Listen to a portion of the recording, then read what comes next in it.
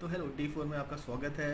और I hope day 1 day 2 day 3 के सारे मैटर्स रिवीजन हो चुके होंगे। थोड़ा सा गैप हो गया इस वाले वीडियो को आने में, क्योंकि काफ़ी ज़्यादा करंट अफेयर्स का मैटर बना रहे थे और डिफरेंट सब्जेक्ट्स का भी मैटर अभी कंपाइल करने जा रहे थे। तो आई होप अभी से हम लोग और रेगुलर हो पाएंगे। Sorry for the delay. और आई होप आपकी तैयारी बेटर चल रही होगी। तो इस वाले पार्ट में हम लोग थोड़ा साइंस का करंट अफेयर्स देखेंगे और फिज़िक्स पिछले बार जो कितना कंप्लीट किया था उसके आगे और हम लोग पढ़ेंगे। ठीक है, तो बेस्ट ऑफ लक। स्टार्ट करते हैं आज का सेशन। तो करंट अफेयर का सिलसिला हम लोग आगे बढ़ाते हैं। तो लास्ट क्लास में हमने देखा था गूगल की 25वीं एनिवर्सरी के बारे में, 27 सितंबर को हुआ था। नेक्स्ट है कि lumpy skin disease. Lumpy skin disease कौन से स्टेट में पूछा जाएगा, तो बताएंगे नागालैंड को डिक्लेयर किया गया lumpy skin disease positive state. ठीक है, क्योंकि वहां पे 4 डिस्ट्रिक्ट ऐसे हैं जहां पे लंपी स्किन डिजीज पाया गया। तो लंपी स्किन डिजीज में कुछ इस तरीके से हो जाता है। काउस को होता है, काउस बफेलोज इनको होता है। ठीक है, उसके बाद यूपीआई लाइट एक ऑनलाइन वॉलेट है जिसमें यूपीआई पिन की कोई जरूरत नहीं है।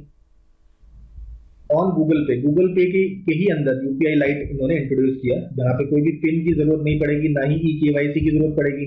और आप 500 रुपए का ट्रांजैक्शन कर सकते हैं, एक ट्रांजैक्शन 500 रुपए तक का कर सकते हैं और मल्टीपल ट्रांजैक्शन कर सकते हैं 4000 तक का एक दिन में, बिना किसी पिन और बिना किसी ई केवाईसी के। तो ये यूपीआई लाइट गूगल पे में आया है। नेक्स्ट आते हैं हम लोग first 3D printed post office. ये देख रहे होंगे, ये पूरा जो पोस्ट ऑफिस है ये 3D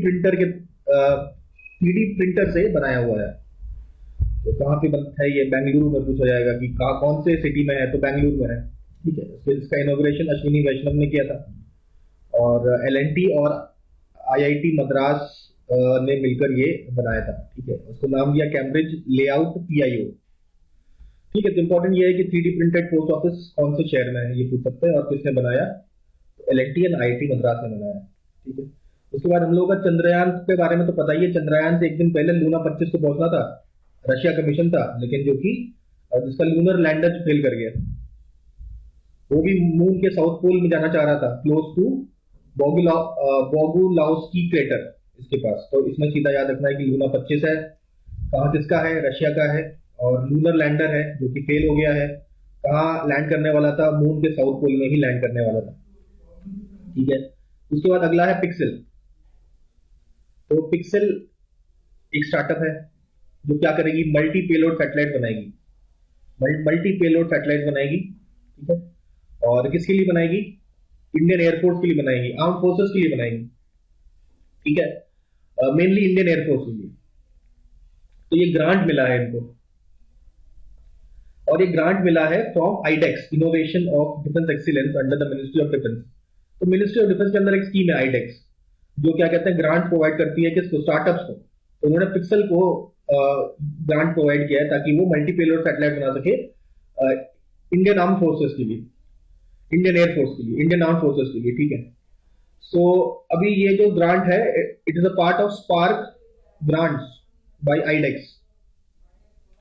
तो वो 150 किलोग्राम तक का आपके सैटेलाइट्स बनाएगी। ठीक है, तो पता होना चाहिए, पिक्सल पता होना चाहिए, ग्रांट का नाम आईडेक्स, और इंडियन आर्म फोर्सेस के लिए ये सैटेलाइट्स बनाएगी। ठीक है, इसके बाद बात करते हैं अकीरा का। अकीरा क्या है, रैंसमवेयर। रैंसमवेयर क्या होता है पता होना चाहिए कि भाई एक वायरस है जो आपके कंप्यूटर को हैक कर लेता है, और अगर आपको अपना कंप्यूटर को दोबारा फ्री कराना होता है तो उनको आपको पैसे देने होंगे।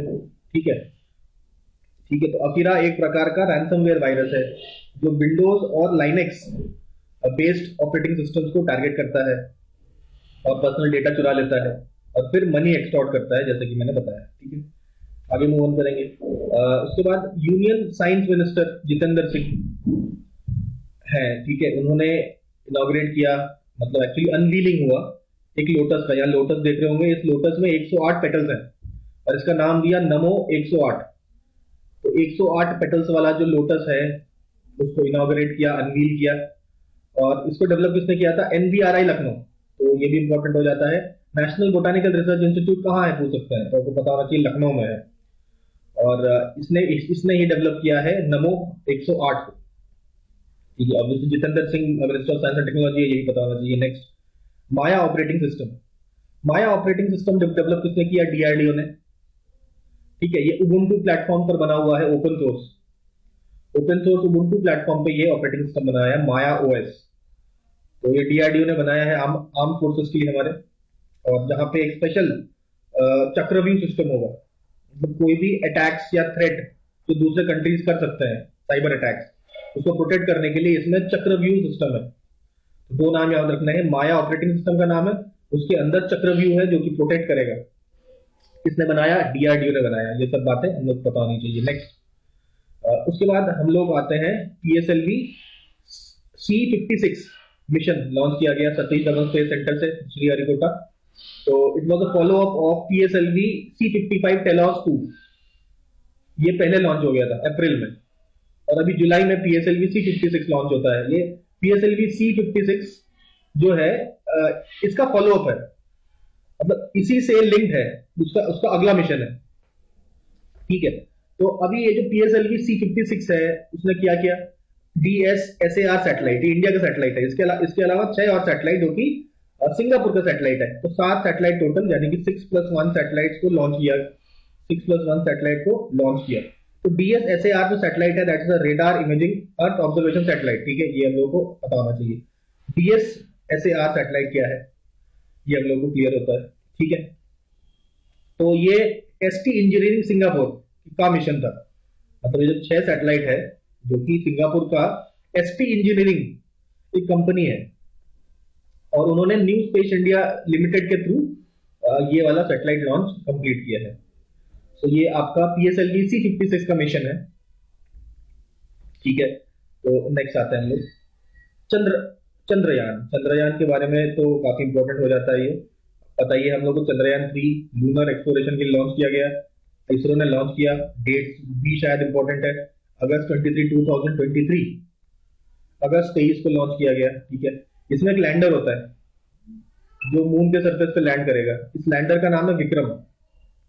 ठीक है, ये लैंडर के अंदर एक रोवर है, गाड़ी है सर, तो चक्के होंगे। ठीक है, ये आपका है रोवर का नाम है प्रज्ञान रोवर और विक्रम लैंडर। ठीक है, इंडिया 4th कंट्री बनती है जो कि सॉफ्ट लैंडिंग का मतलब ये है कि ये आपका जो लैंडर है, ये मून के सरफेस पे उतरा है।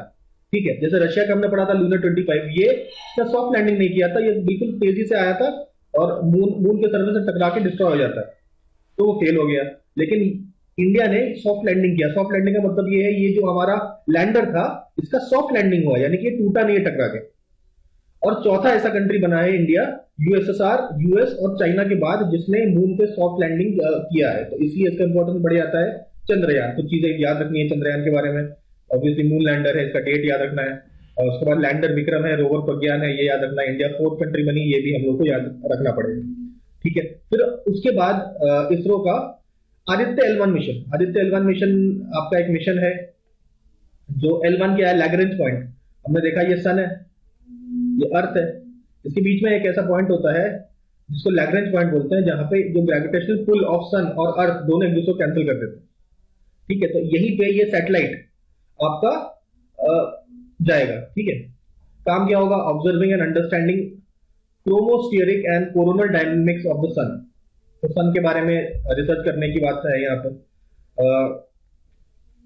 इसका ऑर्बिट है hello orbit, placing Aditya L1 in the hello orbit around L1 point. L1 के आसपास ऑर्बिट करेगा। ये कैसा ऑर्बिट? हेलो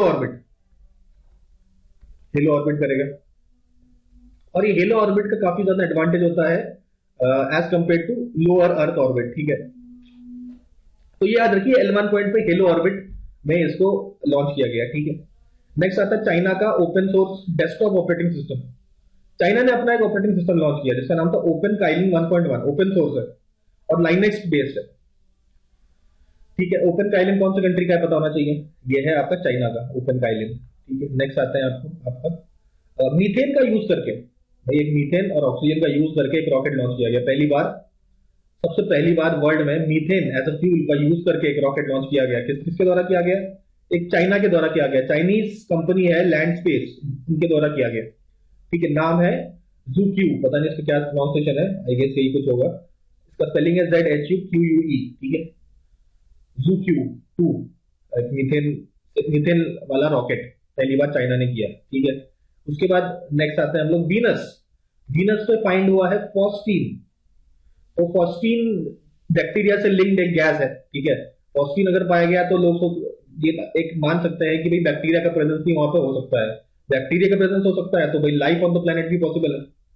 तो ऐसा कंफर्मेशन दिया है किसने? जेम्स क्लार्क मैक्सवेल टेलीस्कोप हवाई में जो बिल्ड हुआ है नासा का, उस टेलीस्कोप ने बताया कि वीनस पे फॉस्फीन गैस है, ठीक है। तो एक्साइटेड लोग हैं कि हो सकता है वहां पे लाइफ हो सकती है। अब स्मॉल लाइफ, ह्यूमंस की बात नहीं है, लेकिन बैक्टीरिया वगैरह वहां पे प्रेजेंट हो सकते हैं, ठीक है। नेक्स्ट आते हैं हम लोग, तो ट्विटर ट्विटर एक हमें पता है कि एक माइक्रो ब्लॉगिंग ऐप है। उसी तरह इंस्टाग्राम, जो कि किसका है? मेटा या फेसबुक। मेटा कंपनी का इंस्टाग्राम और फेसबुक, तो मेटा कंपनी का ही एक माइक्रो ब्लॉगिंग साइट जो कि ट्विटर की तरह है। ट्विटर भी एक माइक्रो ब्लॉगिंग साइट है, तो इस माइक्रो ब्लॉगिंग साइट का नाम है थ्रेड्स, ठीक है। फिर आता है सागर संपर्क। सागर संपर्क नेविगेशन सिस्टम है। आपके जो शिप्स हैं उसका नेविगेशन, जैसा जीपीएस लगाते हैं हम लोग अपने मोबाइल में, पता चलता है कैसे जाना है क्या जाना है, उसी तरीके से समझ लीजिए शिप का जीपीएस है। लेकिन जीपीएस तो यूएस का है, तो ये यूज करेगा हमारा इंडिया का सिस्टम, ठीक है। नाविक सिस्टम पता होगा आपको, NAVIC, इसका इस्तेमाल करेगा कहां पे? शिप्स के नेविगेशन में। तो ये जो पूरा सिस्टम है इसको बोला गया सागर संपर्क। पढ़ेंगे एक बार। Made in India navigation system for ships inaugurated in an initiative aimed at boosting digitalisation of maritime sector. Union minister of ports भी पता होना चाहिए आपको, सर्बानंद सोनोवाल जी है, उन्होंने इनॉग्रेट किया DGNSS, differential global navigation satellite system, ठीक है। सागर संपर्क, ठीक है। आई होप समझ में आ गया होगा। उसके बाद अभी आदित्य L1 से रिलेटेड कुछ न्यूज और हम लोग पढ़ेंगे, ठीक है। तो ये सूट है, सूट का मतलब सोलर अल्ट्रावायलेट इमेजिंग टेलीस्कोप। तो ये जो सूट है, समझ लीजिए ये सूट पहनाया गया किसको? आदित्य L1 एयरक्राफ्ट को। क्यों पहनाया गया? क्योंकि ये सूट का काम क्या है? ये अल्ट्रावायलेट इमेजिंग टेलीस्कोप है, यानी कि ये कैप्चर करेगा images, ultraviolet images of the sun, sun के इमेजेस कैप्चर करने के लिए समझ लीजिए आदित्य L1 को सूट बनाया गया, ठीक है। Suit is on board Aditya, the first solar mission, ये तो समय पता ही है, सोलर मिशन इसरो का है, ठीक है। हिल ऑर्बिट है इसका, ये भी पता है। हिल ऑर्बिट कहां पे है? लैग्रेंज पॉइंट L1 पे, ये भी हमें पता है, ठीक है। तो ये हुआ आदित्य L1 का ही एक सब part, solar ultraviolet imaging telescope, suit. Next आते हैं हम लोग, तो ये आपको एक चमकता हुआ सितारा दिख रहा होगा यहाँ पे, तो इसका नाम है LTT 9779b। ये रिफ्लेक्टिव एक्सो प्लैनेट है, मोस्ट रिफ्लेक्टिव एक्सो प्लैनेट।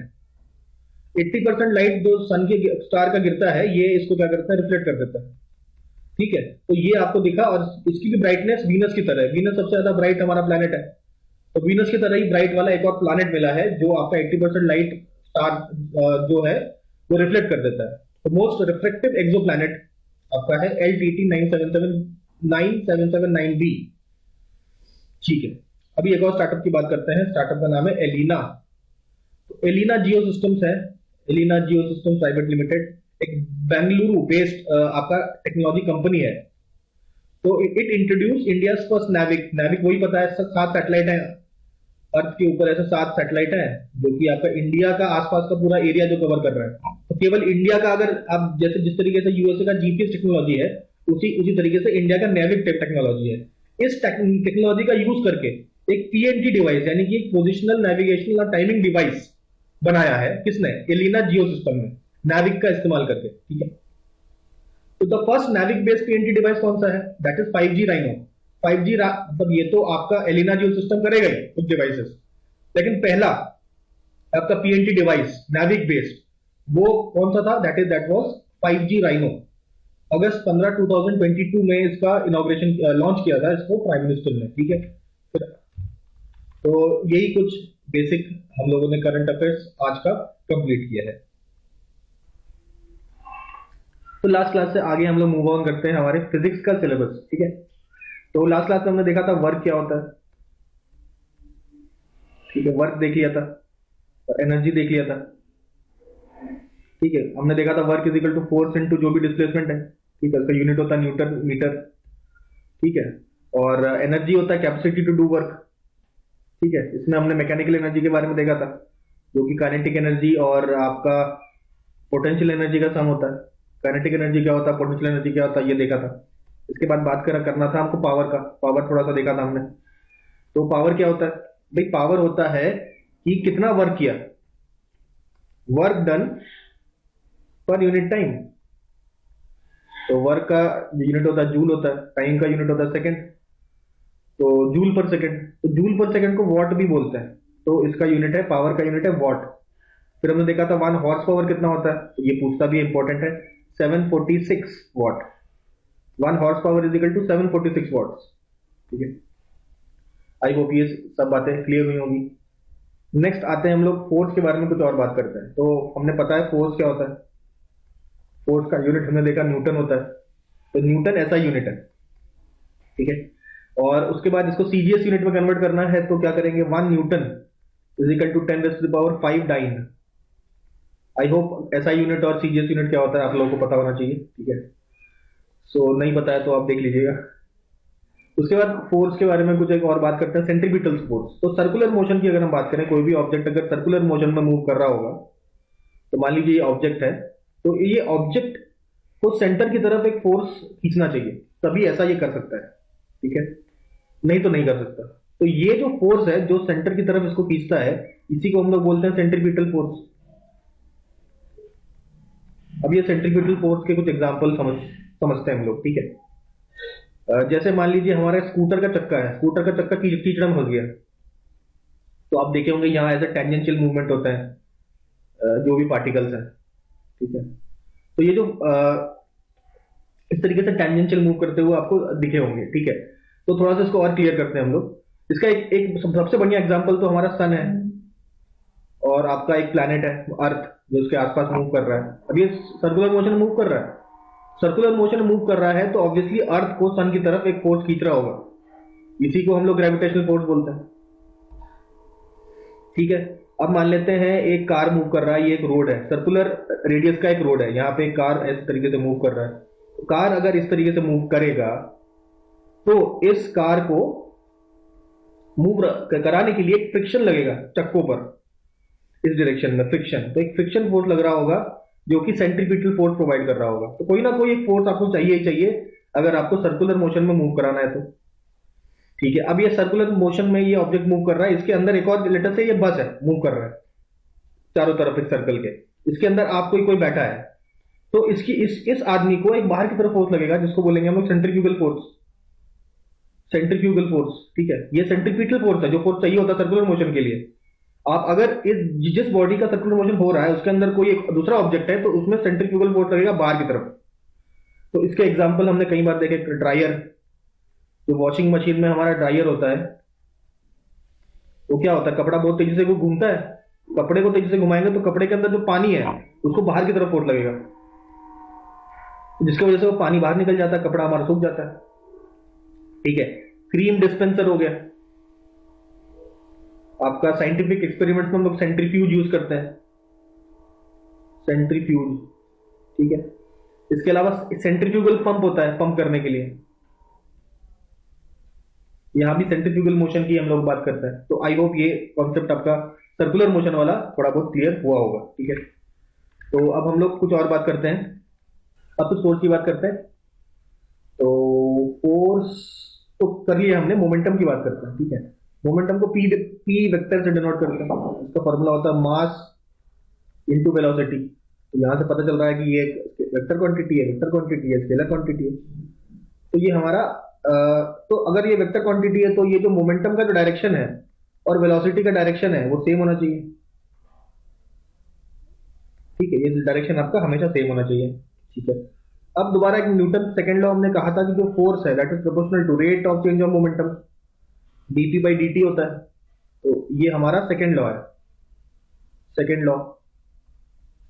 ठीक है, तो फोर्स है rate of change of momentum, momentum change का रेट वो ज्यादा होता है। तो भाई मोमेंटम देखिए, अगर मान लेते हैं ट्रक है, उसका मास कैपिटल एम है, और उसके बाद एक कार है, इसका मास स्मॉल एम है, एक वेलोसिटी, दोनों ही बराबर वेलोसिटी से मूव कर रहा है, तो वेलोसिटी मोमेंटम इसका ज्यादा होगा ट्रक का, और कार का कम होगा। तो अभी इस ट्रक को अगर मैं रोकना चाहूं और इसकी वेलोसिटी जीरो कर देना चाहूं, तो मोमेंटम में चेंज आएगा, और वही सेम मोमेंटम में चेंज हम लेटर से कार का भी लाते हैं। तो अगर सेम मोमेंटम चेंज होगा जीरो पे ले आए, तो एक, तो rate of change of momentum ज्यादा किसका होगा, ट्रक का होगा ना, क्योंकि एक बड़े मोमेंटम से मतलब अब जीरो पे ले आए और ये छोटे मोमेंटम को जीरो पे ले आए से एक ही समय में, तो rate of change of momentum truck है, तो ट्रक को रोकने में ज्यादा आपको फोर्स लगाना पड़ेगा और कार को रोकने में कम फोर्स लगाना पड़ेगा। आई होप ये क्लियर होगा। ठीक है, अब थोड़ा सा और समझते हैं। ये जो force is proportional to DP by D T है, पी को हम लोग क्या कर सकते हैं, एम वी लिख सकते हैं, M V upon D T.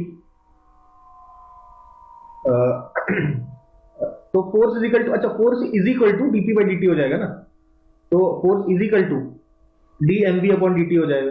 तो force is equal to mass तो कांस्टेंट है तो बाहर आ गया, D V by D T आपका ए हो जाता है, राइट। तो ये हो जाएगा मास इंटू एक्सेलरेशन, तो force is equal to mass into acceleration हो जाएगा। तो ये हम लोगों को पता है। ठीक है, अब कहानी को थोड़ा सा चेंज करते हैं। हमें पता है फोर्स इज इक्वल टू क्या, DP by D T, rate of change of momentum. अब मैंने लेटर से फोर्स को जीरो कर दिया। अब मैं कह रहा हूं एक सिस्टम है जिससे कोई भी फोर्स नहीं लग रहा है, तो आपका DP by D T zero हो जाएगा। DP by D T zero का मतलब यह है कि P is equal to constant हो जाएगा। तो ये जो है, अगर किसी भी बॉडी पे कोई भी हम लोग फोर्स नहीं लगाते हैं, जीरो लगा, कोई फोर्स नहीं लग रहा है, तो उस केस में मोमेंटम आपका कांस्टेंट हो जाएगा। और मोमेंटम क्या होता है, m1 v1 is equal to m2 v2। ये है आपका मोमेंटम कंजर्वेशन का फॉर्मूला, कंजर्वेशन ऑफ मोमेंटम का फॉर्मूला। ठीक है, अभी अब इससे थोड़ा सा और एक बात समझते हैं। Force is equal to DP by D T हो जाएगा। तो अगर मैं आपका करूं DP is equal to F into D T, ठीक है, तो ये P2 minus P1 is equal to F into D T, और ये T अगर बड़ा टाइम है, इसको इंटीग्रेट कर देंगे, फोर्स अगर कांस्टेंट रहेगा, तो आपका F इंटू टी हो जाता है। ये जो F इंटू टी है, इसी को इंपल्स बोलता है। तो इंपल्स भी समझ में आ गया। इंपल्स इज इक्वल टू क्या, फोर्स इंटू कितने टाइम तक वो फोर्स लगा, और वो होता है आपका P2 minus P1, sorry P2 minus P1 होगा ना, dp। इसको इंटीग्रेट कर दिया, इसको अगर इंटीग्रेट कर दिया तो ये डेल्टा पी हो जाता है, और एफ अगर कांस्टेंट है तो एफ dt हो जाएगा, तो ये t हो जाएगा एफ इंटू टी। तो P2 minus P1 is equal to F into T. F into T को हमने कह दिया कि F into T is impulse, तो इंपल्स बराबर क्या हो जाएगा, एफ इंटू टी इंपल्स है ना, तो यहां से देखिए P2 minus P1 is equal to F into T. I hope समझ में आ रहा होगा। तो ये आपका इंपल्स हो गया। यहां पे हमने इंपल्स का कॉन्सेप्ट देखा। ठीक है, यही इंपल्स का कॉन्सेप्ट आपका कोलिजन में लगता है, कोलिजन में यूज होता है। कंजर्वेशन ऑफ मोमेंटम भी कोलिजन में यूज होता है, क्योंकि एक बॉल दूसरे बॉल से टकरा रहा है, ठीक है, कोई फोर्स तो लग नहीं रहा एक्सटर्नल, कोई अगर फोर्स एक्सटर्नल नहीं लग रहा तो मोमेंटम कंजर्व रहेगा। तो कोलिजन के केस में हम लोग यूज करते हैं। तो कोलिजन के केस में हम लोग ये इंपल्स वाला कॉन्सेप्ट भी यूज कर सकते हैं कि फोर्स इनटू टी, किसी भी बॉल में अगर जो कोई भी इंपल्स लग रहा होगा दूसरे बॉल की वजह से लग रहा होगा, तो उससे मतलब ये काफी ज्यादा कॉम्प्लिकेटेड है, इसमें नहीं जाते हैं। बस केवल आप इतना याद रखिए कि जो इंपल्स है वो फोर्स इनटू टाइम होता है, और that is equal to P2, यानी कि डिफरेंस ऑफ मोमेंटम। तो आई होप ये छोटी बातें समझ में आई होगी, बहुत ज्यादा डिटेल में नहीं आना। ठीक है, मेरा मन तो कर रहा है डिटेल में जाने का, लेकिन मैं नहीं चाहता और ज्यादा डिटेल में जाने। मैं खुद मैकेनिकल इंजीनियर हूँ, तो ठीक है, ये अच्छा लग रहा है, लेकिन इसको ज्यादा डिटेल में नहीं पढ़ना है। ठीक है, पीसीएस पॉइंट ऑफ व्यू से। ठीक है, आगे मूव ऑन करते हैं हम लोग अगले टॉपिक में, दैट इज ग्रेविटेशन। तो ग्रेविटेशन वाले कॉन्सेप्ट को पढ़ते हैं। तो ग्रेविटेशन वाला कॉन्सेप्ट जो है न्यूटन साहब ने दिया था। उन्होंने कहा था कि भाई एक ऐसा बड़ा मास, एक छोटा मास, या कोई भी मास हो, इसको m1 बोल देते हैं, m2 बोल देते हैं। तो जब भी ये कोई भी दो ऑब्जेक्ट पास में आएंगे तो एक दूसरे को अट्रैक्ट करेंगे। m2 m1 को अट्रैक्ट करेगा, m1 m2 को अट्रैक्ट करेगा। और ये जो अट्रैक्शन का फोर्स है वो कितना हो जाएगा, कैपिटल G एक कांस्टेंट लगा दिया, m1 m2 अपॉन इन दोनों के बीच का जो भी डिस्टेंस है r, तो उसका स्क्वायर हो जाएगा। तो ये आपको ध्यान में रखना है। ठीक है, तो ये न्यूटन ने ये वाला प्रिंसिपल दिया था कि फोर्स एक्चुअली न्यूटन ने क्या कहा था कि फोर्स ज्यादा कब होगा, इन दोनों मास का वैल्यू अगर ज्यादा है तो भी फोर्स ज्यादा लगेगा, और फोर्स जो है that is inversely proportional to distance. इनका जो डिस्टेंस जितना ज्यादा होगा फोर्स उतना कम होगा, जितना पास होगा फोर्स उतना ज्यादा हो जाएगा। तो ये कॉन्सेप्ट दिया था न्यूटन ने। तो प्रोपोर्शनलिटी साइन हटाने के लिए हमने कांस्टेंट लगा दिया G। तो ये आई होप समझ में आया होगा। ठीक है, अभी हम लोग अर्थ के बारे में बात करते हैं। लेट अस से ये हमारा अर्थ है, बड़ा सा अर्थ, उससे छोटा सा ऑब्जेक्ट मैंने ऐसे उछाला। ठीक है, ये हमारा ऑब्जेक्ट है m मास का, और अर्थ का है हमने m e मास मान लिया। ठीक है, अर्थ का मास m ही, इसका छोटे का है m, ठीक है। तो अर्थ इसको कितने फोर्स से खींचेगा, तो वो तो बड़ा सिंपल है। अच्छा, जितना अर्थ इस छोटे मास खींचेगा उतना छोटा मास भी अर्थ को खींचेगा, दोनों इक्वल है, इसलिए मतलब एक ही फोर्स लिखा है। मतलब ये अगर F1 है और ये अगर F2 है तो F1 इजिकल टू F2 हो जाएगा, F1 इजिकल टू F2 बहुत क्लियरली हो जाएगा, राइट। ठीक है, तो अब ये छोटे मास को ये अर्थ खींच रहा है, कितना खींचेगा, तो फोर्स इजिकल टू क्या, कैपिटल G लिखा मैंने, एम ई लिखा मैंने, इस छोटे का मास कितना था, छोटा m लिखा, अपन इनके बीच का डिस्टेंस क्या हो जाएगा, डिस्टेंस क्या, अर्थ के सेंटर से ये है r रेडियस, और लेटर से सरफेस से ये h हाइट ऊपर है, तो मैं कह सकता हूं r प्लस एच का होल स्क्वायर, ये कह सकता हूं। अब इसमें कुछ कुछ अप्रोक्सीमेशन लगाना पड़ेगा हमें।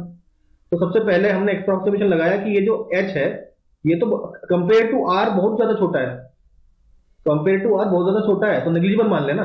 जैसे कोई एक बड़ा ऑब्जेक्ट है 2 kg का, और उसके साथ हमने ऐड कर दिया 0.00000001 kg, तो पूरा इसको 2 kg तो लिख सकते हैं, इसको हम लोग निगलेक्ट कर सकते हैं, वही सेम कॉन्सेप्ट यहाँ पे देखा हमने। तो h को हटा दें हम लोग, f is equal to G M M upon R square, तो इसको थोड़ा सा हमने सिंप्लीफाई कर दिया इस तरीके से, ठीक है। अब इसको अब फिर समझते हैं हम लोग।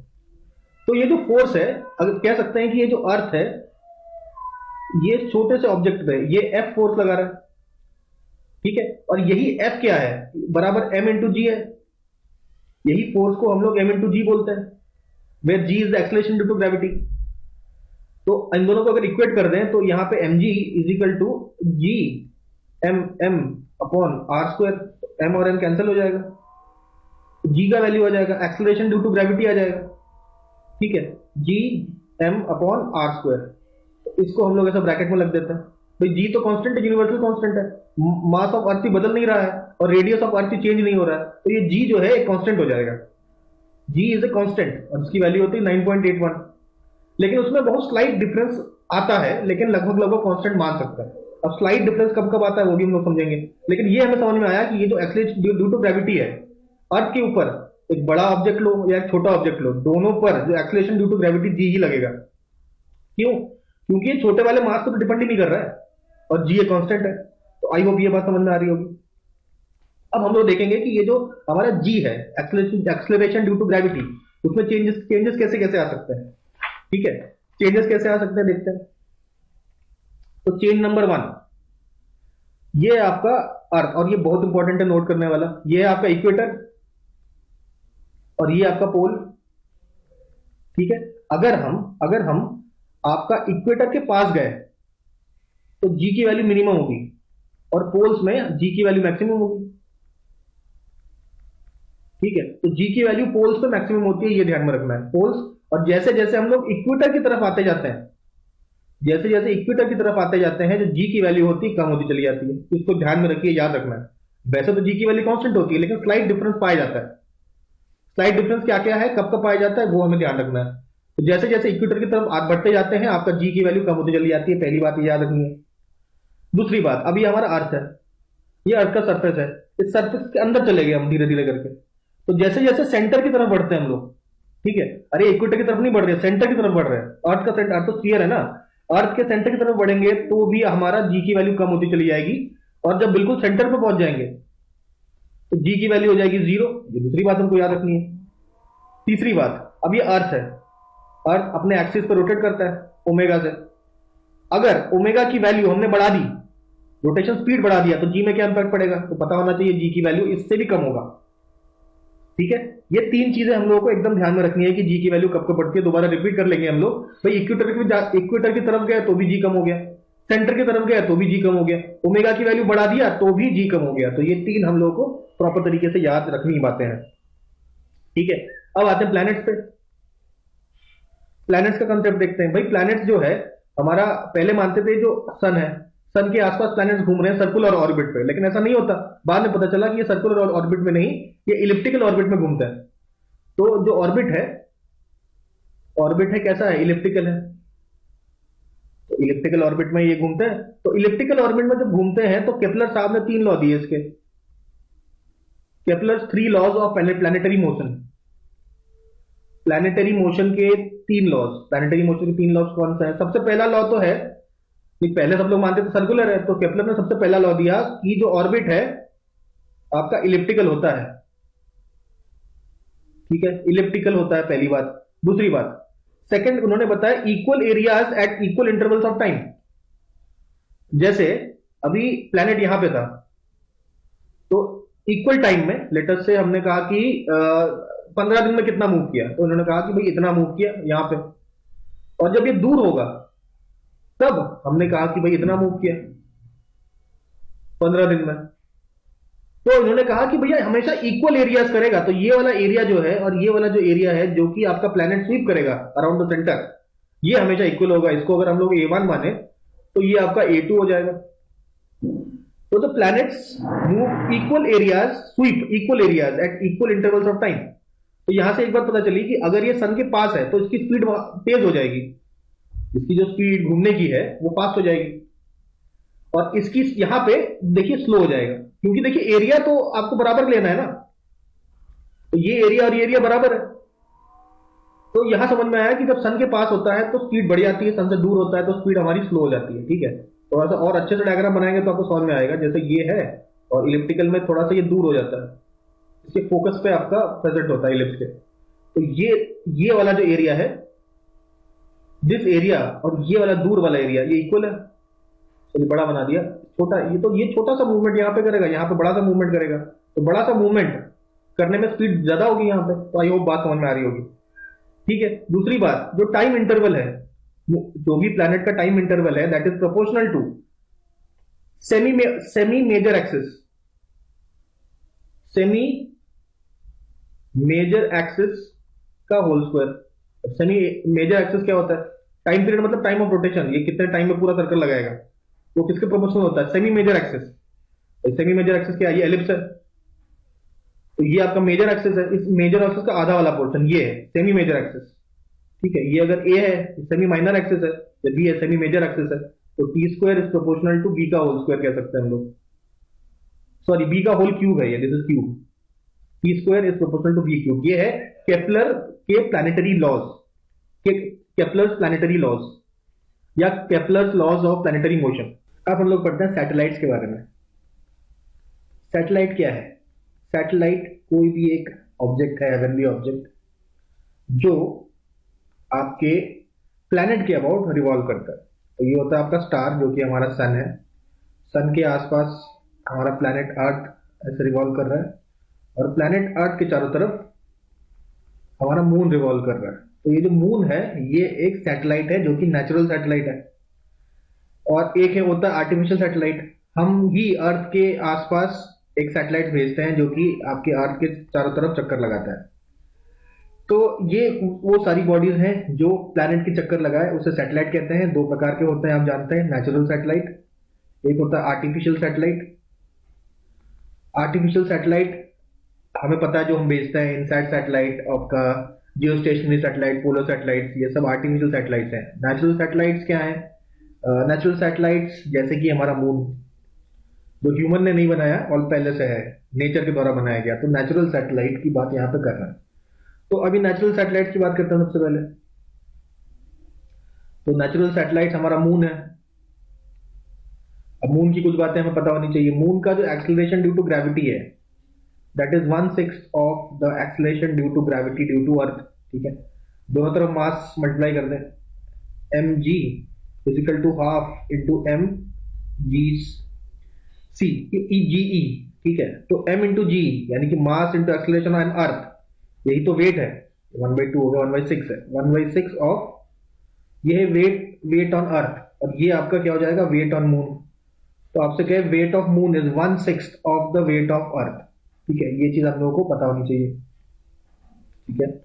अभी कुछ बेसिक चीजें हम लोग देखेंगे सैटेलाइट्स के बारे में, आर्टिफिशियल सैटेलाइट्स के बारे में, या किसी भी सैटेलाइट के बारे में। तो ये हमारा अर्थ है या कोई भी प्लैनेट है जिसके आसपास सैटेलाइट मूव कर रही होती है। तो अगर सैटेलाइट यहां से मूव कर रही होती है तो एक बात तो तय है कि सैटेलाइट को अर्थ खींच रहा होगा अपनी तरफ। तो ये जो फोर्स है, जो फोर्स आपका ग्रेविटी की वजह से लग रहा है इसके ऊपर, तो यही फोर्स आपका सेंट्रीपिटल फोर्स है, यही फोर्स आपका सेंट्रीपिटल फोर्स है, ठीक है। और यही जो सेंट्रीपिटल फोर्स है, यही ग्रेविटेशनल फोर्स ही तो है, ये आपका ग्रेविटेशनल फोर्स ही तो है। तो अभी सबसे पहले देखेंगे सेंट्रीपिटल फोर्स का फॉर्मूला क्या होता है। F C is equal to mass into acceleration, और सेंट्रीपिटल एक्सलरेशन हमें पता होता है क्या होता है, M V square upon R. ठीक है, आई होप ये पता होगा, है ना। तो इसके ये कैसे डिराइव हुआ, क्या हुआ, इससे हमें कोई मतलब नहीं। ठीक है, हमें इसको याद रखना है। ठीक है, M V square upon R हो जाएगा, और एफ ऑफ जी यानी कि ग्रेविटेशनल, उसका फॉर्मूला हमें पता है, G is equal to M E, और इसके बाद एम, ये आपका सैटेलाइट का है, ये एम है, ये आपका एम ई है अर्थ का मास, अपॉन दोनों के बीच का डिस्टेंस जो कि लेटर से आर है। सो ये हमने रखा। ठीक है, और रेडियस ऑफ अर्थ के रेस्पेक्ट में ये जो डिस्टेंस है, ये एच जो हाइट है इसकी, ये नेग्लिजिबल मान सकते हैं। ठीक है, इसको अगर रखेंगे तो वैल्यू मतलब रख भी सकते हैं, नेग्लिजिबल मान सकते हैं। ठीक है, सो ये हमने देखा था नेग्लिजिबल क्यों मानते हैं हम लोग। G into M E upon M, ये होता force is equal to M into V square upon R. यहाँ पे वी क्या है, जिस स्पीड से ये ऐसे मोशन कर रही है, जिस स्पीड से आपका ये मोशन कर रही है, दैट इज वेलोसिटी। ठीक है, या ऑर्बिटल वेलोसिटी। तो ये आर और ये आर कैंसिल हो जाएगा, और एम और एम कैंसिल हो जाएगा। तो आपका वी नॉट का whole square is equal to G into M into E, यहाँ एम इंटू ई है, और अपॉन आर। तो वी नॉट जो कि व्हाट इज ऑर्बिटल वेलोसिटी का फॉर्मूला, तो ये हो गया G into mass M E upon R. ये सारे वैल्यूज हम लोग पुट कर सकते हैं। तो वी नॉट क्या है, ऑर्बिटल वेलोसिटी, ऑर्बिटल वेलोसिटी। ठीक है, ये हमने देखा, इतना वैल्यू पुट कर देते हैं। कैपिटल जी की वैल्यू होती है 6.67 into 10⁻11 newton metre square, newton metre square K G square. ठीक है, और आपका मास ऑफ अर्थ जो कि is equal to 5.97 into 10⁻24 kg, और रेडियस स्मॉल आर से नोट किया यहाँ पर। तो radius of earth is equal to 7.152 into 10⁻6 metres. ठीक है, तो ये पूरा हमने रेडियस रखा। ये सारा वैल्यू जब इसमें रखते हैं तो v की वैल्यू आ जाती है अबाउट 7.46 टू किलोमीटर पर सेकेंड, मीटर पर सेकेंड नहीं, किलोमीटर पर सेकेंड है, 7.462 किलोमीटर पर second. This is the orbital velocity. I hope ये बात समझ में आ रही होगी। ठीक है, ऑर्बिटल वेलोसिटी हमें पता है तो टी भी निकाल सकते हैं, टाइम पीरियड कितना टाइम लेगा। तो पूरा डिस्टेंस कितना कवर कर रहा है, 2πr। 2πr को वेलोसिटी से डिवाइड कर देते हैं, ऑर्बिटल वेलोसिटी से, तो ये आ जाता है करीबन 6019 सेकेंड्स। ठीक है, यानी कि अबाउट 1.67 आवर्स। ठीक है, 1.67 1.67 आवर्स के आसपास ये आपका आ जाता है टाइम पीरियड। तो टाइम पीरियड ऑफ सैटेलाइट भी निकाल सकते हैं हम लोग, ऑर्बिटल वेलोसिटी हमें पता है। तो हम लोग अभी आगे मूव ऑन करते हैं। ठीक है, कुछ और बातें हम लोग को समझनी है।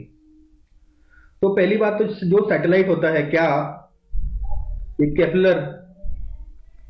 केपलर के लॉस को फॉलो करता है? बिल्कुल करता है। केपलर के लॉ को, तीन जो लॉ हैं ये सारे एप्लीकेबल होते हैं। ठीक है, तो पहला लॉ क्या बताता था कि optical orbit, sorry elliptical orbit होना चाहिए। तो सर्कल भी एक प्रकार का इलिप्स है, तो अगर सर्कुलर ऑर्बिट हो रहा है तो भी हम कहेंगे केपलर का लॉ फॉलो कर रहा है। तो नियर सर्कुलर ऑर्बिट होता है किसका, मून का। जो मून का ऑर्बिट है दैट इज नियर सर्कुलर, लगभग लगभग सर्कुलर ही है। तो क्या ये केपलर के लॉ को फॉलो कर रहा है? हाँ, बिल्कुल फॉलो कर रहा है। ठीक है, अभी ये हमारे जो मून है नेचुरल सैटेलाइट, उसका टाइम पीरियड कितना है? तो नेचुरल सैटेलाइट का जो टाइम पीरियड है दैट इज 27.3 डेज, यानी कि 27.3 डेज, लगभग लगभग 28 दिन में ये पूरा कवर कर लेता है, अर्थ का एक चक्कर लगा लेता है। अच्छा, एक इंटरेस्टिंग बात ये है, इसको बोलते हैं हम लोग रेवोल्यूशन ऑफ अर्थ। एक होता है रोटेशन, ये जो सैटेलाइट है मून, ये अपनी दूरी पे भी घूम रहा है, तो अपनी दूरी पे एक पूरा चक्कर लगाने को हम लोग बोलते हैं रोटेशन। तो मून का ऐसा सिस्टम होता है कि मून का जो रेवोल्यूशन है और रोटेशन का स्पीड एकदम सेम रहता है। ठीक है, इसलिए मून का एक ही फेस आप हर जगह देखते हैं। जिस जो मून का फेस आपको एक फेस में दिखेगा वो ही दिखता रहेगा हमेशा, क्योंकि उसका रोटेशन और रिवोल्यूशन का जो स्पीड है वो बराबर होता है। तो आई होप इतनी बातें क्लियर हुई होंगी। ठीक है, तो नेक्स्ट कुछ और बात समझते हैं हम लोग। जियो स्टेशनरी सैटेलाइट्स, ये तो आर्टिफिशियल सैटेलाइट की बात हुई, और सॉरी नेचुरल सैटेलाइट की बात हुई। तो आर्टिफिशियल सैटेलाइट हम लोग अर्थ से भेजते रहते हैं। ठीक है, तो अर्थ से जब हम भेजते हैं बाहर, तो वो एक पर्टिकुलर ऑर्बिट में सेटल हो जाता है और वहीं पे चक्कर लगाता रहता है। ठीक है, अभी एक टर्म है geostationary satellite. Geostationary satellite वो सैटेलाइट होते हैं जिसका time period is equal to 24, यानी कि ये अर्थ है और अर्थ भी 24 घंटे में एक चक्कर लगा रहा है, और 24 घंटे में मून भी इसका एक चक्कर लगाता है। ठीक है, तो इसलिए इस प्लेस के लिए ये जियो स्टेशनरी सैटेलाइट की तरह काम करता है कि हमेशा इसके ऊपर ही रहेगा, क्योंकि रोटेशन ऑफ अर्थ और रोटेशन ऑफ ये दोनों ही सेम है, टाइम दोनों का टाइम सेम है। इसलिए ये जो सैटेलाइट है वो हमेशा एक ही प्लेस पे हमेशा रहेगा। तो ऐसे सैटेलाइट को हम लोग बोलते हैं जियो स्टेशनरी सैटेलाइट। ठीक है, अब एक कॉन्सेप्ट देखते हैं हम लोग एस्केप वेलोसिटी का। एस्केप वेलोसिटी क्या होता है? तो एस्केप वेलोसिटी वीई कैसे निकालेंगे? तो escape velocity is under root times V naught. जो भी आपका ऑर्बिटल वेलोसिटी है उसका अंडर रूट टाइम्स करिए तो आपको एस्केप वेलोसिटी मिल जाएगी। तो अर्थ के केस में एस्केप वेलोसिटी कितनी है? तो दैट इज का ये याद भी रखना है, व्हाट 11.2 किलोमीटर पर सेकेंड। इसका मतलब क्या हुआ?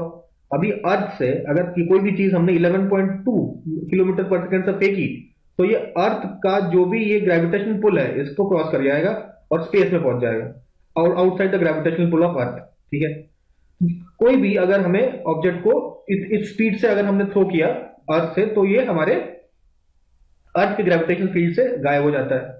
तो उसी तरीके से हम लोग देखते हैं मून के बारे में। तो मून का भी एक एस्केप वेलोसिटी होता है। मून का एस्केप वेलोसिटी होता है 2.4 किलोमीटर पर सेकंड के आसपास। ठीक है, और मून में जो गैसेस हैं उनका जो स्पीड होता है वो 2.4 किलोमीटर पर सेकंड से ज्यादा होता है। इसलिए मून के आसपास कोई गैस का एनवेलप नहीं है, एटमॉस्फेयर नहीं है, क्योंकि उनके जो गैस की स्पीड है वो एस्केप वेलोसिटी ज्यादा है। इसलिए सारा जो गैस है आसपास का वो भी एस्केप हो चुका है, इसलिए मून का कोई भी एटमॉस्फेयर नहीं है। ठीक है, तो ये कंसेप्ट भी हमें पता चल गया अभी। ठीक है, नेक्स्ट कॉन्सेप्ट ये है कि what is the time period. Satellite का टाइम पीरियड का फॉर्मूला क्या है? तो time period is equal 2 pi upon G R E square multiplied by under root of R E plus H का होल क्यूब। एच क्या है? मतलब जो सैटेलाइट है अबव द अर्थ, अर्थ के कितने ऊपर सैटेलाइट प्रेजेंट है, तो ये जो हाइट है दैट इज एच। ठीक है, तो ये आ जाएगा हमारा time period of an satellite. ठीक है, अब कुछ और छोटे कंसेप्ट देखते हैं हम लोग। और अब हम लोग बात करते हैं, ये हमारा अर्थ है, अर्थ के ऊपर हमारा सैटेलाइट है। तो ये जो सैटेलाइट है इसकी एक पोटेंशियल एनर्जी होगी। ठीक है, जिसे बोलेंगे ग्रेविटेशनल पोटेंशियल एनर्जी। तो ग्रेविटेशनल पोटेंशियल एनर्जी कितनी होगी? Minus G capital M E, ये अर्थ का मास है और ये सैटेलाइट का मास है, इंटू एम अपॉन आर। तो इसकी ग्रेविटेशनल पोटेंशियल एनर्जी होगी minus G M E M upon R, और इसकी काइनेटिक एनर्जी होगी half into G into M E M upon R. ठीक है, तो टोटल एनर्जी क्या होगी? दोनों को ऐड कर देंगे हम लोग, यानी कि potential energy plus kinetic energy दोनों को अगर हम ऐड करेंगे तो हमें क्या मिलेगा? Half G M E upon R. तो ये हो जाएगी टोटल एनर्जी। सैटेलाइट में टोटल पोटेंशियल प्लस काइनेटिक, कितनी मैकेनिकल एनर्जी है टोटल सैटेलाइट में? तो वो इतनी है। ठीक है, इतनी आपकी टोटल मैकेनिकल एनर्जी है। तो इसका ये जो टोटल एनर्जी, इसका अच्छा माइनस साइन और आएगा। ठीक है, ये माइनस है, ये पॉजिटिव है, तो माइनस साइन रह जाएगा ना। हाँ, तो ये माइनस साइन है। तो minus of total energy, total energy का जब माइनस करते हैं इसी को बोलते हैं हम लोग बाइंडिंग एनर्जी। बाइंडिंग एनर्जी, तो binding energy of a satellite कितना क्या हो जाएगा? तो that is half into G into M E upon R. This is the binding energy of a satellite. ठीक है, तो ये सारी बात होगी सैटेलाइट की। अब छोटा सा टॉपिक देखेंगे, पेंडुलम। देखिए फिजिक्स में बहुत ज्यादा डीप नहीं पूछता है, ऊपर ऊपर की जितने भी जानकारी पीसीएस एग्जाम के लिए जरूरी है वो दे रहा है। इसमें कोई भी पीएचडी करने की जरूरत नहीं है, केवल ये इंपॉर्टेंट टॉपिक्स है जो डिस्कस कर रहे हैं उसको अपने दिमाग में रखिए। ठीक है। Next is pendulum, simple pendulum होता है, ठीक है, ऐसे मूव ऑन करता है। इसको हम यहां से छोड़ेंगे तो ऐसे जाएगा, यहाँ इधर जाएगा, फिर वापस आएगा, इसे हम कहते हैं सिंपल पेंडुलम, ठीक है। सिंपल पेंडुलम में ये जो स्ट्रिंग है इसका लेंथ लेटर से एल है, तो इसका टोटल टाइम पीरियड हमें पता होना चाहिए 2 pi into under root of L upon G. Time period मतलब एक पूरा चक्कर, यहां से यहां, यहां से यहां, फिर यहां से यहां, ये पूरा जो चक्कर लगाने में इसको कितना समय लगेगा, तो 2 पाई इंटू जो भी इसकी लेंथ है अपॉन उसको वहां पे एक्सेलरेशन ड्यू टू ग्रेविटी कितनी है, ठीक है।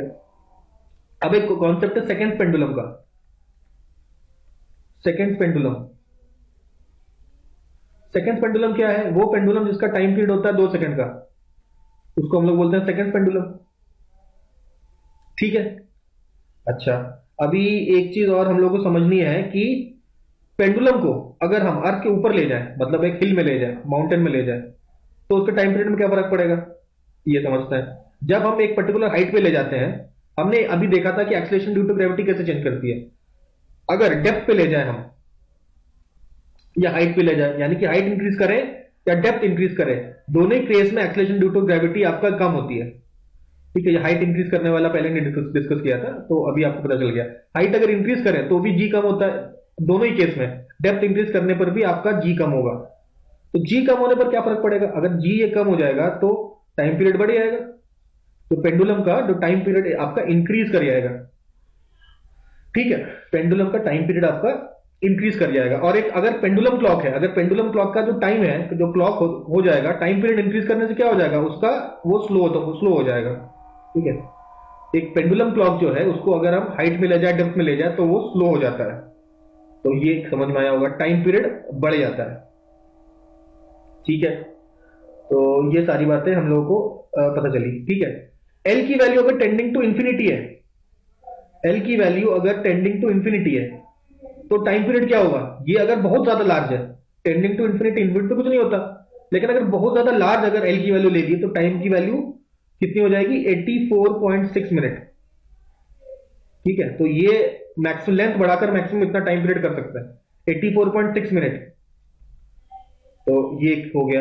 अब कुछ और बातें आपको पता होना चाहिए। अगर आपसे पूछा जाए who is the father of modern science, modern science के फादर कौन है, फादर ऑफ मॉडर्न साइंस को वो है Galileo Galilei, Galileo Galilei, Galileo Galilei है हमारे फादर ऑफ मॉडर्न साइंस, ठीक है। उसके बाद एक न्यूटन फेमस साइंटिस्ट है, जिन्होंने मैकेनिक्स का कंसेप्ट और कैलकुलस का कंसेप्ट सारी चीजें दी हैं। उनकी किताब का क्या नाम है, किताब का नाम है the Principia Mathematica, Mathematica, Principia Mathematica, ठीक है।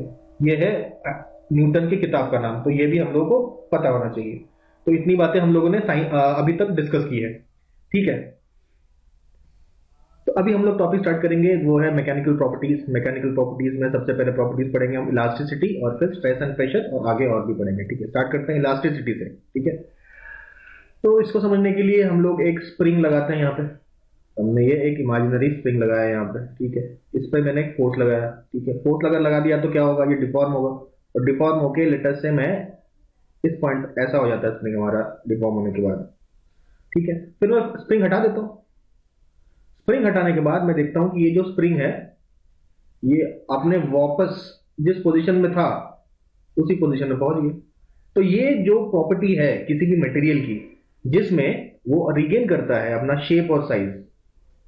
कौन सी दो चीजें रिगेन करता है, एक शेप और दूसरा साइज, तो उसको हम लोग कहते हैं इलास्टिसिटी। इसी प्रॉपर्टी को हम लोग कहते हैं इलास्टिसिटी, ठीक है। अच्छा, अब यहां पे कुछ चेंजेस देखते हैं। अगर मान लेते, अच्छा ये जो इलास्टिक प्रॉपर्टी है, ठीक है, ये जो इलास्टिसिटी एक प्रॉपर्टी है, ये प्रॉपर्टी हर फोर्स पे वैलिड नहीं है। मान लेते हैं फोर्स को हम लोग एक ऐसे फोर्स तक ले जाते हैं, फोर्स और बढ़ा देते हैं हम लोग, ठीक है। तो एक ऐसा पॉइंट आएगा, अच्छा ये फोर्स अब लगाया हमने, तो अब ये डिफॉर्म ज्यादा किया, पहले यहां तक रुक दिया था हमने, अब हम और ज्यादा फोर्स लगा रहे हैं, तो एक ऐसा एफ मैक्स आएगा, ठीक। एक मैक्सिमम फोर्स एक ऐसा आएगा जहां के जिसके बाद इलास्टिक नहीं रहेगा। तो फिर क्या सिचुएशन बनेगी, फिर सिचुएशन ये बनेगी कि ये जो हमारा स्प्रिंग है जब फोर्स हटा देते हैं तो वापस जो उसकी ओरिजिनल पोजीशन यहां पे थी इस वाले लाइन के पास, यहां पे नहीं आता है, बीच में कहीं रुक जाता है, बीच में कहीं रुक जाता है। इसका मतलब इसमें एक परमानेंट डिफॉर्मेशन आ जाएगा। ये जो डिफॉर्मेशन है इसको बोलते हैं परमानेंट डिफॉर्मेशन। तो अगर आपके बॉडी में परमानेंट डिफॉर्मेशन आ रहा है इसका मतलब ये है, इसको बोलते हैं हम लोग प्लास्टिसिटी। ठीक है, अच्छा प्लास्टिसिटी के बारे में भी चर्चा करेंगे। ठीक है, अभी यहां तक समझे हम लोग कि एक परमानेंट डिफॉर्मेशन आ गया। ठीक है, तो इसका मतलब ये है अब ये जो बॉडी है ये परफेक्टली इलास्टिक नहीं है, परफेक्टली इलास्टिक बॉडी नहीं है, परफेक्ट इलास्टिसिटी नहीं शो कर रही। परफेक्ट इलास्टिक तब होता जब ये वापस रिगेन कर लेती अपना शेप और साइज, उसे कहते हैं परफेक्टली इलास्टिक। ठीक है, परफेक्टली इलास्टिक प्रॉपर्टी। ठीक है, लेकिन ये एक पर्टिकुलर फोर्स के बाद ये अपनी जो ये जो इलास्टिसिटी है वो खो देता है, वो जो आपका प्रॉपर्टी इलास्टिसिटी की है वो खो देता है, मतलब पूर्ण रूप से इलास्टिक नहीं होता है। तो वो जो फोर्स है मैक्सिमम फोर्स उसको बोल सकते हैं हम लोग इलास्टिक लिमिट। इलास्टिक लिमिट के बाद अगर हम लोग इस पे उसको डिफॉर्म करेंगे तब हम देखेंगे कि उसमें कुछ आपका परमानेंट डिफॉर्मेशन रह जा रहा है। तो यहां पे हम लोगों ने दो बात समझी कि इलास्टिसिटी क्या होता है और आपका इलास्टिक लिमिट क्या होता है। ठीक है, अब हम लोग देखते हैं प्लास्टिसिटी क्या होता है। अब देखते हैं इसी स्प्रिंग के बारे में बात कर रहे हैं। यही जो हमारा स्प्रिंग है इसको अगर हमने फोर्स लगाया होता और फोर्स लगा के लेटर से डिफॉर्म कर दिया हमने इस वाले पॉइंट पे, और इस वाले पॉइंट पे हमने फोर्स हटा लिया, तो फोर्स हटाने के बाद इसको वापस आना चाहिए था, लेकिन ये वहीं रह जाता है। अगर ये वहीं रह जाता है तो इसको हम लोग, इस सब्सटेंस को हम लोग बोलेंगे परफेक्टली प्लास्टिक। परफेक्टली प्लास्टिक मतलब इसमें कोई भी इलास्टिक प्रॉपर्टी नहीं है, पूर्ण रूप से प्लास्टिक प्रॉपर्टी आ गई है, तो इसको बोलेंगे परफेक्टली प्लास्टिक। और इस प्रॉपर्टी को बोलेंगे जिसमें ये परमानेंट डिफॉर्मेशन आ जाता है वो दैट इज प्लास्टिसिटी। तो प्लास्टिसिटी देखा हमने, और परफेक्टली प्लास्टिक सब्सटेंस किसे बोलेंगे हम लोग वो समझ लिया। लेकिन नॉर्मली ऐसा देखा जाता है कि कोई भी बॉडी ना तो परफेक्टली इलास्टिक होती है ना तो परफेक्टली प्लास्टिक होती है। हमेशा इसको कुछ बीच वाला सिचुएशन होता है कि फोर्स हटाने के बाद ये पूरी तरीके से वापस नहीं जाता, इसका मतलब इसमें थोड़ी इलास्टिसिटी भी है और थोड़ी सी प्लास्टिसिटी भी है। और नॉर्मल केस में सारे मटेरियल्स कुछ ऐसे ही होते हैं, पूरी तरीके से इलास्टिक भी कोई नहीं होता, पूरी तरीके से प्लास्टिक भी कोई नहीं होता। ठीक है, लेकिन अगर सवाल पूछ दिया जाए एग्जाम में कि आपको उन बॉडीज का नाम बताना है जो कि परफेक्ट इलास्टिक है, आपको चार ऑप्शन देंगे और पूछेंगे कि भाई इन चार ऑप्शन में बताइए सबसे परफेक्टली इलास्टिक कौन सा है। यहां पे पी इलास्टिक लिख दिया मैंने, परफेक्टली इलास्टिक और परफेक्टली प्लास्टिक। तो इसके एग्जांपल्स हम लोग को याद रखने हैं। तो परफेक्टली इलास्टिक में आता है क्वार्ट्ज। वैसे ये भी परफेक्टली इलास्टिक नहीं होता, लेकिन प्रैक्टिकल पर्पसेस के लिए इसको परफेक्टली इलास्टिक हम लोग मान सकते हैं क्योंकि इसमें बहुत ही कम प्लास्टिसिटी होती है। और परफेक्टली प्लास्टिक अगर कहेंगे तो उसका एग्जांपल है वैक्स। तो आई होप ये दो एग्जांपल हमें याद रहेंगे, इंपॉर्टेंट है। ठीक है, अब हम लोग अगला प्रॉपर्टी देखते हैं, that is difference between stress and pressure. Stress और प्रेशर के बीच में हम लोग डिफरेंस अभी देखेंगे। अब हम लोग देखेंगे डिफरेंस बिटवीन आपका प्रेशर और स्ट्रेस के बीच में हम लोग डिफरेंस देखेंगे। ठीक है, सबसे पहले बात करते हैं हम लोग स्ट्रेस की। स्ट्रेस क्या होता है? कोई भी ऑब्जेक्ट है, लेटर से ये हमारा एक ऑब्जेक्ट है, इस ऑब्जेक्ट का एक क्रॉस सेक्शन है, लेटर से सर्कुलर क्रॉस सेक्शन है, मतलब इसको ऊपर से देखेंगे तो सर्कल दिखेगा, मतलब 3D में देखेंगे तो कुछ इस तरीके से है, 2D में लगा देखेंगे तो कुछ इस तरीके से है। तो अगर मैं इसका क्रॉस सेक्शन की बात बताता हूं तो इसका क्रॉस सेक्शन मैं ऐसे मान देखता हूं सर्कुलर। ठीक है, ऐसे बनाना सही रहेगा ज्यादा। ठीक है, ये सर्कुलर क्रॉस सेक्शन का है। ठीक है, अच्छा इस बॉडी में मैंने फोर्स लगाया, ये हमारा बॉडी था, इसमें मैंने फोर्स लगा दिया। तो जब मैं इसको क्या कहते हैं बाहर की तरफ खींचूंगा एक फोर्स, तो अगर हम लोग F = ma माने, किसी भी बॉडी में फोर्स लगाते हैं तो क्या होता है, वो जो बॉडी है आगे की तरफ मूव करना चाहिए लेकिन मूव नहीं कर रहा। इसका मतलब क्या हुआ? इसका मतलब ये जो बॉडी है एक इंटरनल फोर्स लगा रही होगी जो कि इस फोर्स को अपोज कर रहा होगा, जिसकी वजह से ये पूरा ऑब्जेक्ट एक्सेलरेशन नहीं कर रहा होगा। तभी तो नेट फोर्स आपका जीरो होगा। नेट फोर्स आपका जीरो होगा तभी हम देखेंगे ये ऑब्जेक्ट मूव नहीं कर रहा। तो ये जो अंदरूनी फोर्स लगता है इसको बोलते हैं इंटरनल फोर्स, और ये इंटरनल फोर्स आपके एक्सटर्नल फोर्स के बराबर होता है ऑब्वियसली, तभी तो मूव नहीं कर रहा है। तो इतनी सी बात आई गेस समझ में आ रही होगी। ठीक है, तो यही जो इंटरनल फोर्स है इसको, ये क्रॉस सेक्शन का एरिया निकाल लेंगे हम लोग, इस एरिया ऑफ क्रॉस सेक्शन से हम लोग डिवाइड कर दे तो इसी को हम लोग स्ट्रेस बोलते हैं। तो आई होप इतनी बात क्लियर हो गई होगी। अच्छा, अब ये जो ऑब्जेक्ट का बॉडी है, जब हमने इसमें एक फोर्स लगाया एफ का, ठीक है, इंटरनल फोर्स क्या है, एफ के बराबर ही तो है, ठीक है, ये जो एफ फोर्स लगाया तो इसकी एक स्टार्टिंग में मान लेते हैं लेंथ थी एल, ठीक है, ये थोड़ी सी इंक्रीज करेगी, थोड़ी सी तो इंक्रीज करेगी, तो ये जो इंक्रीज है इसको हमने बोल दिया डेल्टा एल, तो डेल्टा एल अपॉन एल इससे बोल देंगे हम लोग स्ट्रेन, ठीक है। तो दूसरा हम लोगों ने एक और टर्म देखा उसका जिसका मीनिंग हमने देखा, दैट इज स्ट्रेन, स्ट्रेन के बारे में हमने समझा, ठीक है। तो अब ये जो स्ट्रेस और स्ट्रेन में क्या कोई रिलेशनशिप होता है, बिल्कुल रिलेशनशिप होता है। अगर हम लोग फोर्स को बढ़ा दें तो ये डेल्टा एल की वैल्यू बढ़ आएगी, बढ़ जाएगी ना, तो अगर ये बढ़ जाएगी तो हम ये कह सकते हैं कि जो स्ट्रेस है that is proportional to strain, stress आपका स्ट्रेन के प्रोपोर्शनल है, तो यही होता है हुक्स लॉ, हुक्स लॉ, ठीक है। अच्छा, ये हुक्स लॉ कहां तक वैलिड है, इलास्टिक लिमिट तक ही वैलिड है। हमने इलास्टिक लिमिट देखा ना, वो मैक्सिमम फोर्स जो हम लगाते हैं जिसके बाद ये परमानेंट डिफॉर्मेशन शो करने लगता है, तो इलास्टिक लिमिट तक ही ये वाला फॉर्मूला एप्लीकेबल है, इसके बाद एप्लीकेबल नहीं रहता, तो इसी को बोलते हैं हम लोग हुक्स लॉ, ठीक है। तो अभी सिग्मा इज इक्वल टू, अब ये डायरेक्टली प्रोपोर्शनल का टर्म हटा देंगे तो एक कांस्टेंट हम लोग लगा देंगे, दैट इज ई, ठीक है, ई एक कांस्टेंट आ जाता है हमारा, इसी को हम लोग बोलते हैं कांस्टेंट ऑफ इलास्टिसिटी, या coefficient of elasticity, coefficient of elasticity बोल सकते हैं, या इसको यंग्स मॉडुलस भी बोल सकते हैं, यंग्स मॉड्यूलस, या मॉड्यूलस ऑफ इलास्टिसिटी भी बोल सकते हैं, जो आपको अच्छा लगे बोल सकते हैं। तो इलास्टिसिटी का ये मॉड्यूलस है, ठीक है। ये तो हो गया स्ट्रेस, स्ट्रेस हमको समझ में आ गया, स्ट्रेन हमको समझ में आ गया। अब हम लोग बात करेंगे प्रेशर क्या होता है, अब प्रेशर समझते हैं, ठीक है। अच्छा, अगर ये उल्टा फोर्स लगाते हैं पी एफ, तो ये भी वैलिड है, ये अगर फोर्स अंदर की तरफ लग रहा है तो इस फोर्स को बोलते हैं कंप्रेसिव फोर्स, और ये जो बाहर की तरफ फोर्स लग रहा है इसको बोलते हैं हम लोग टेंसाइल फोर्स। टेंसाइल फोर्स की वजह से डेल्टा एल आपका इंक्रीज होता है, और कंप्रेसिव फोर्स की वजह से आपका ये डिक्रीज करेगा, थोड़ा छोटा हो जाएगा, ओरिजिनल लेंथ इसका एल था, ये थोड़ा छोटा हो गया, तो कंप्रेशन की वजह से डिक्रीज करेगा। तो कंप्रेशन भी अगर लगाएंगे तो एक इंटरनल फोर्स का डायरेक्शन उल्टा हो जाएगा ना, उल्टे डायरेक्शन लगने लगेगा इंटरनल फोर्स, तो ये भी हम लोग समझ में आ रहा है कि जो इंटरनल फोर्स है ये उल्टे डायरेक्शन में लगने लगा। तो जब ये उल्टे डायरेक्शन में लगने लगा तो अब ये इंटरनल फोर्स अपॉन एरिया आपका स्ट्रेस हो जाएगा, और ये कंप्रेसिव स्ट्रेस है और ये आपका टेंसाइल स्ट्रेस है, ठीक है। लेकिन फॉर्मूला तो दोनों का सेम ही होगा, कंप्रेसिव स्ट्रेस भी आपका प्रोपोर्शनल ही होगा किसके, स्ट्रेन के, ठीक है। ये भी हुक्स लॉ को फॉलो करेगा, ठीक है। अब प्रेशर की बात कर लेते हैं।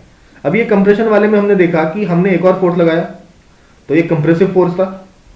तो प्रेशर क्या होता है, ये जो कंप्रेसिव फोर्स है अपॉन एरिया, कौन सा एरिया, इसका क्रॉस सेक्शन एरिया, मान लीजिए सर्कुलर क्रॉस सेक्शन का है, तो अंतर क्या हुआ भाई, अंतर सीधे सीधे ये हुआ, जो स्ट्रेस है वो इंटरनल फोर्स अपॉन एरिया है, और जो प्रेशर है वो फोर्स अपॉन एरिया है, ठीक है। तो इंटरनल फोर्स नहीं है ये आपका एक्सटर्नल फोर्स अपॉन एरिया है, और स्ट्रेस आपका इंटरनल फोर्स अपॉन एरिया है। इसको बिल्कुल ध्यान में समझ के ये हमको समझ में आना चाहिए, ठीक है। बहुत ही माइन्यूट अंतर है लेकिन क्लियर होना चाहिए। नेक्स्ट, तो ये फोर्स है, इसका एसआई यूनिट न्यूटन पर मीटर स्क्वायर है, क्योंकि फोर्स का एसआई यूनिट न्यूटन है, ए का एसआई यूनिट मीटर स्क्वायर है, तो न्यूटन पर मीटर स्क्वायर हो जाएगा। ये आपका एसआई यूनिट दोनों का सेम है, ठीक है। अब डायमेंशनल फॉर्मूला निकालना हो तो निकाल सकते हैं। तो एफ फोर्स क्या है, मास इनटू एक्सेलरेशन, यानी कि केजी एक्सेलरेशन का क्या है, मीटर पर सेकंड स्क्वायर, और एरिया क्या है, मास का होल स्क्वायर, तो ये मास और ये कैंसिल हो जाएगा, तो केजी मीटर सेकेंड स्क्वायर, ये आपका, इसका डायमेंशनल फॉर्मूला निकालना हो, केजी हो जाएगा M L minus one T minus two, this will be the dimensional formula, ठीक है। तो ये सारी बातें यहां पे हम लोगों ने डिफरेंस भी देख लिया बिटवीन प्रेशर एंड स्ट्रेस। अब एटमॉस्फेरिक प्रेशर के बारे में हम लोग समझते हैं, क्या होता है एटमॉस्फेरिक प्रेशर। तो हमारे सरफेस के ऊपर एक एटमॉस्फेयर होता है, हमें पता है, ट्रोपोस्फियर में हमारा एटमॉस्फेयर होता है, ठीक है। तो एटमॉस्फेयर अलग अलग गैसेस से बना होता है, तो वो गैस आपका प्रेशर क्रिएट करता है हमारे ऊपर। तो जो प्रेशर क्रिएट करता है atmosphere on the surface of the earth, उसी को हम लोग एटमॉस्फेरिक प्रेशर बोलते हैं। तो अभी सवाल आता है कि कितना प्रेशर क्रिएट करता है, तो that pressure is equal to 1.013 into 10⁵ pascals, ठीक है। पास्कल में इतना होता है, ठीक है। और इसको ही 1 एटमॉस्फेयर बोलते हैं, 1 एटमॉस्फेयर। तो 1 एटमॉस्फेयर भी एक प्रकार का प्रेशर को मेजर करने का एक यूनिट बन जाता है। और भी तरीके हैं, पास्कल हमें पता है, एटमॉस्फेयर एक यूनिट होता है। इसके अलावा बार होता है, 1 bar is equal to 10⁻⁵ pascals. तो ये एक और यूनिट हो गया बार। ठीक है। अब हम लोग एक चीज और, क्वेश्चन काफी बार पूछा गया है कि स्टॉर्म आने पर प्रेशर, एटमॉस्फेरिक प्रेशर में क्या चेंज आता है, ये बढ़ता है कि घटता है, इंक्रीज होता है कि डिक्रीज होता है एटमॉस्फेरिक प्रेशर। तो इसका जवाब है कि जब भी आपका स्टॉर्म आता है there is a sudden decrease in atmospheric pressure, suddenly आपका एटमॉस्फेरिक प्रेशर डिक्रीज हो जाता है। ठीक है। अच्छा, प्रेशर का जनरल फॉर्मूला हमें पता होना चाहिए, pressure is equal to rho G H. Rho is density, जैसे अगर एटमॉस्फेरिक प्रेशर की बात करें तो डेंसिटी क्या हो जाएगा, डेंसिटी ऑफ एयर हो जाएगा। और जी मतलब एक्सलेशन ड्यू टू ग्रेविटी, जो कि 9.8 लेते हैं, अलग अलग जगह अलग अलग हो सकता है लेकिन काफी ज्यादा चेंज नहीं होता है, मोस्टली आपका 9.8 वैल्यू लेते हैं। और एच हाइट। ठीक है। अभी हाइट का क्या मतलब है, तो अभी एटमॉस्फेरिक प्रेशर को निकालने के लिए जो इंस्ट्रूमेंट यूज करते हैं उसको कहते हैं बैरोमीटर। तो इसको इन्वेंट किसने किया था ये पूछा जाता है। तो इसको इन्वेंट किया था आपका टॉरिसेली ने। ठीक है। जिनका पूरा नाम है आप ई टॉरिसेली याद रख सकते हैं, TORRICELLI, ई टॉरिसेली। ठीक है। एटमॉस्फेरिक प्रेशर ये मेजर कर रहा है। तो अब एक बैरोमीटर में क्या होता है, आपका एक रीडिंग देता है, एच हाइट की रीडिंग देता है। तो वो रीडिंग हम लोग इसमें पुट करते हैं और हमें प्रेशर मिल जाता है। ठीक है। तो अब ये जो बैरोमीटर का, अच्छा बैरोमीटर में लिक्विड कौन सा होता है, बैरोमीटर में अच्छा ये तो बैरोमीटर की रीडिंग अगर लेंगे तो P इक्वल टू ρGH लगाना पड़ेगा। तो बैरोमीटर में जो लिक्विड भरा होता है वो होता है मर्क्यूरी। तो G तो 9.8 ही होगा, लेकिन आप डेंसिटी लेंगे मर्क्यूरी का, मर्क्यूरी की डेंसिटी लेंगे इंटू जी करेंगे और हाइट मेजर करेंगे, भाई जो आपके बैरोमीटर में जो एच की वैल्यू आएगी वो पुट कर देंगे। ठीक है। तो वो 1 mm आ सकता है, 2 mm आ सकता है, कुछ भी आ सकता है। ठीक है। तो अगर एटमॉस्फेरिक प्रेशर मेजर कर रहे हैं तो नॉर्मली वो 76 mm आता है। ठीक है। 76 mm के आसपास आ सकता है। ठीक है। तो 1 mm is equal to how much, अगर 1 mm आता है, 1 mm ऑफ मर्क्यूरी मतलब कितना प्रेशर, तो 1 mm of mercury is equal to 133 pascals, ये याद रख सकते हैं। और इसको ही हम लोग बोलते हैं 1 torr. 1 torr is equal to 133 pascals, ये भी याद रख सकते हैं। ठीक है। ये बात होगी हमारे बैरोमीटर की। ठीक है। अब लिक्विड प्रेशर की हम लोग बात करते हैं, उससे पहले हमको ये पता होना चाहिए व्हाट इज डेंसिटी। डेंसिटी तो आई गेस सबको पता है कि density is equal to mass upon volume. Okay. ठीक है। अब हम लोग बात करते हैं प्रेशर की, लिक्विड के अंदर प्रेशर की बात करते हैं। तो लेट अस से ये लिक्विड भरा हुआ है यहाँ पे, तो इसमें भी प्रेशर का क्या सेम फॉर्मूला रहेगा, हाँ सेम फॉर्मूला रहेगा, P is equal to rho into G into H. अगर एक पॉइंट ले लेते हैं, लेट अस से ये वाला पॉइंट है और फ्री सरफेस से इसका हाइट हो जाएगा h, तो ये आपका हाइट आ गया, मतलब इसकी डेप्थ कितनी है फ्री सरफेस से वो हम लोग h मार्क करते हैं। जी हमको मालूम है क्या होता है, डेंसिटी क्या होता है, जो भी लिक्विड है उसकी डेंसिटी।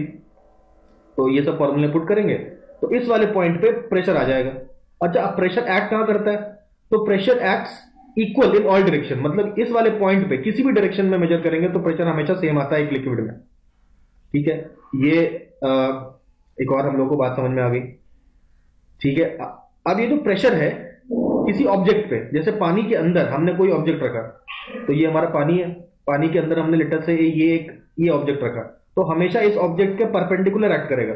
लेटर से स्फीयरिकल ऑब्जेक्ट रखा या सर्कुलर ऑब्जेक्ट रखा, तो इसमें भी आप देखेंगे कि हमेशा परपेंडिकुलर एक्ट करेगा पॉइंट के, जो भी पॉइंट है उसके हमेशा परपेंडिकुलर एक्ट करता है प्रेशर। तो ये भी हम लोग को एक बात समझ में आ जाती है। ठीक है। अब प्रेशर की कहानी में एक चीज और हमको समझ में आना चाहिए कि अच्छा प्रेशर की बात हो गई, अब एक छोटा सा कॉन्सेप्ट और देखेंगे हम लोग, पानी का। ठीक है।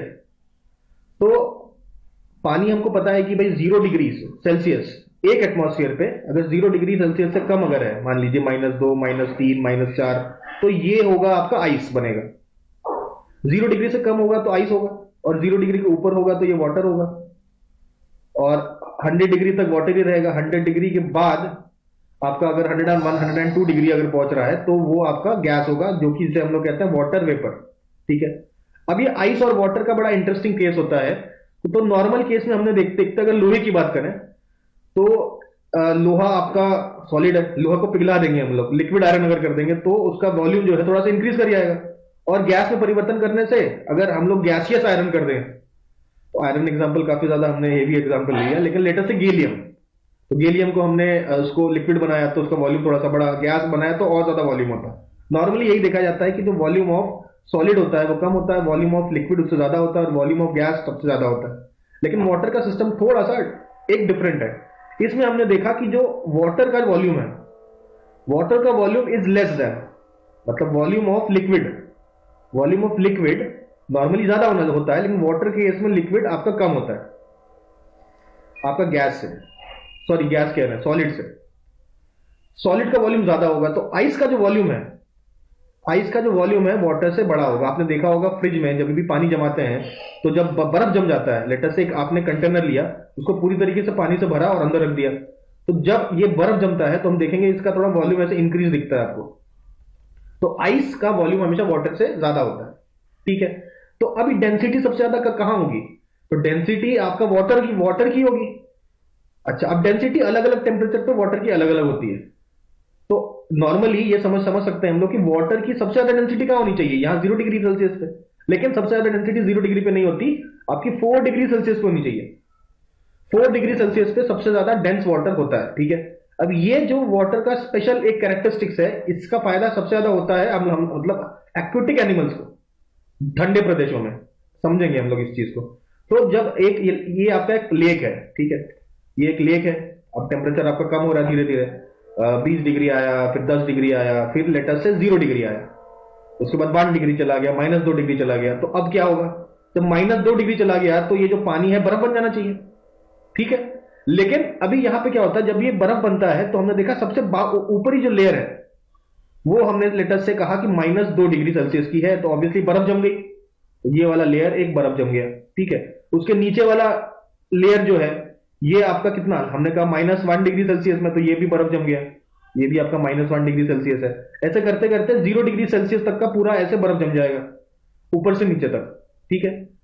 उसके बाद 0 डिग्री के नीचे तो ये पानी होगा, तो अब ये 0 डिग्री वाटर है, इसके नीचे ये 0 डिग्री वाटर है, ये 1 डिग्री वाटर है, और ये 4 डिग्री वाटर पहुंच गया, ठीक है।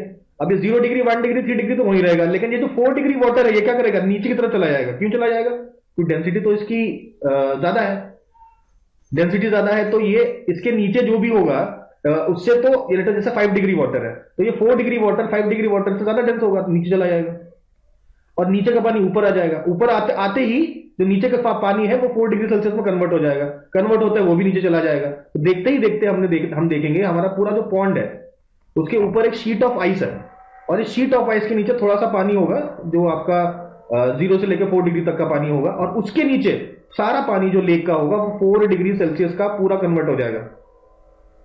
4 डिग्री सेल्सियस, अब बाहर लेटर से -30 डिग्री सेल्सियस है, तो ये पूरी बर्फ की लेयर हो सकती है -30 डिग्री सेल्सियस की, सबसे बाहरी लेयर -30, उसके बाद धीरे धीरे कम होता चला जाएगा। लेकिन ये जो कोल्ड है नीचे पहुंच नहीं पाता, उसके 2 रीजन है। पहले तो देखिए आइस तो अपने आप में इंसुलेटर जाने नहीं देता, और जो भी आपका अगर हीट नीचे पहुंचता भी है तो मैक्सिमम क्या कर सकता है, 4 डिग्री तक ही ले जा सकता है, इससे कम वाटर का नहीं होता। तो इसीलिए बिल्कुल कड़ाके की ठंड में हम देखते हैं कि ऊपर एक आइस की लेयर बन गई है और नीचे आपका पूरा पानी 4 डिग्री सेल्सियस तक का है, चाहे जितनी भी सर्दी हो, इससे कम आपका टेम्परेचर पानी का नहीं होता। इसलिए कड़ाके की सर्दियों में भी हमारे जो एक्वेटिक प्लांट्स एनिमल्स हैं, हमारे फिशेस हैं, ठीक है, वेल्स हैं, मगरमच्छ नहीं, मतलब फिशेस वेल्स जो भी आपके सर्दी इतने ठंडे पानी में रह सकते हैं वो आपके मरते नहीं है, ठीक है। तो ये बात हम लोग यहाँ पे समझ में आ गई about this is density of water का एक स्पेशल केस है, तो इसके ऊपर भी सवाल हम लोगों के एग्जाम में पूछे जा सकते हैं।